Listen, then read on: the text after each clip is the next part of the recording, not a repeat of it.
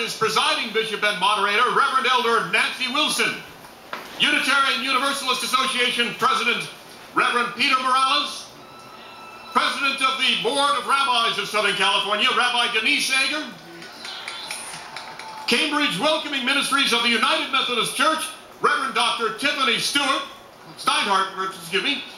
The Radical Berries TIF, Integrity, Vice President for National Affairs, Neil Houghton. Theravada Buddhist, Reverend Darlene Nipper. Pagan Tradition, Reverend Donna Cara Lee. Dignity USA Executive Director, Marianne Duddy Burke. And Reverend Perry will now lead our dedication and invocation in concert with all members of the community of faith who are up here. I'm so glad you all came today. When they said we wouldn't be here, here we are. I have a letter I want to read to you from a friend of ours. I regret that I'm unable to be with you in person today, but it gives me great joy to add my voice in support of the goals of the National Equality March and to bring greetings to the attendees who have gathered in Washington, D.C. on October the 11th, 2009 to further the important work of justice. Your goal is noble and important one, and one deserving the support of all people of goodwill.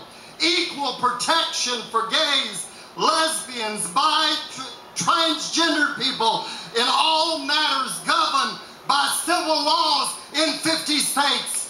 It is my prayer. It is my prayer that your voices will be heard today in the U.S. Congress, the U.S. Supreme Court, and the U.S. White House, and that those in positions of civil authority will respond by advancing equality under the law for LGBT people.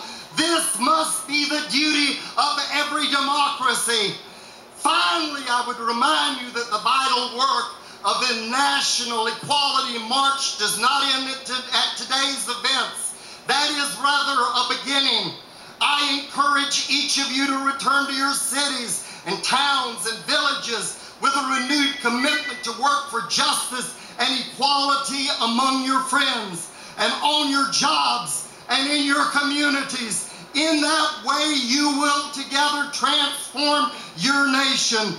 With my warm best wishes for every success, grace and peace, Archbishop Desmond Tutu, Cape Town, South Africa.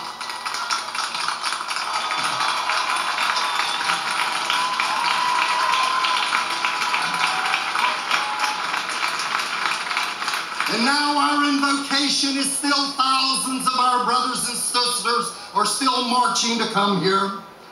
As we gather in the shadow of the U.S. Capitol, as we together invoke the spirit of those who came before us and the spirit of all who prepared us for the journey towards justice and equality, I invoke the spirit of Phyllis Lyons and Dale Martin, who founded the first national lesbian organization in America in 1955. And who published The Ladder, the first lesbian magazine in America, and whose relationship of 50 years inspires us all. I invoke the spirit of Harry Hay, father of the gay rights movement, who gave expression to LGBT spirituality through the founding of the Radical Fairies. I invoke the spirit of Christine Jorgensen, who in the early 50s for the first time gave a public face to the transgender community, raised consciousness around transgendered issues, and taught us to recognize gender as well as sexuality. I invoke the spirit of Jose Sierra, the World War II veteran who in 1961 became the first openly gay person in the U.S. to run for public office as a candidate for mayor of San Francisco. I invoke the spirit of Baron Rustin, the openly gay African-American who stood shoulder to shoulder with Dr. Martin Luther King and who organized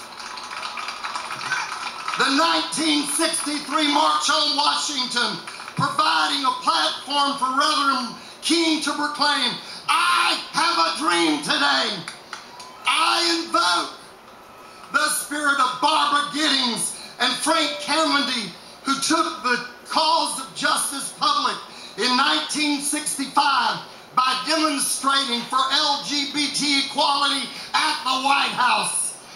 I invoke the spirit of Robert Martin, the bisexual founder of the Homophile Students Union at Columbia University, the first LGBT student union in America, and the founder of Stop Prison Rape. I invoke the spirit of Harvey Milk Iron Water.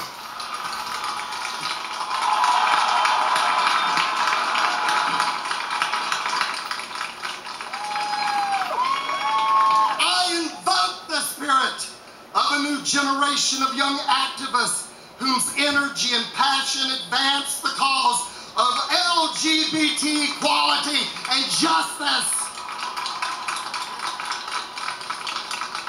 I invoke the spirit of each of our brothers and sisters who died of AIDS or breast cancer, and all who today live with the reality of disease and illness.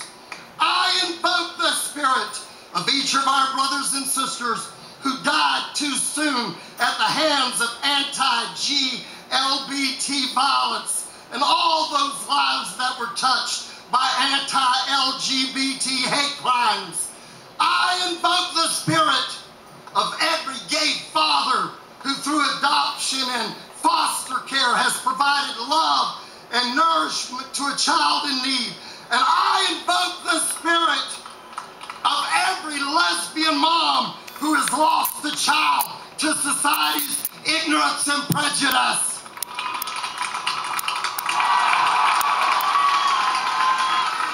In this moment of history, and in the history of this moment, surrounded by so great a cloud of witnesses, surrounded by the spirits of all who prepared our path, and joined by that spirit who united us as one, we reaffirm our commitment to work for that day when justice rolls down like rivers and righteousness like a mighty stream, and all the people from north and south, east and west, both young and old, from the diversity of God's rainbow say, let it be so, let it be so, let it be so, let it be so.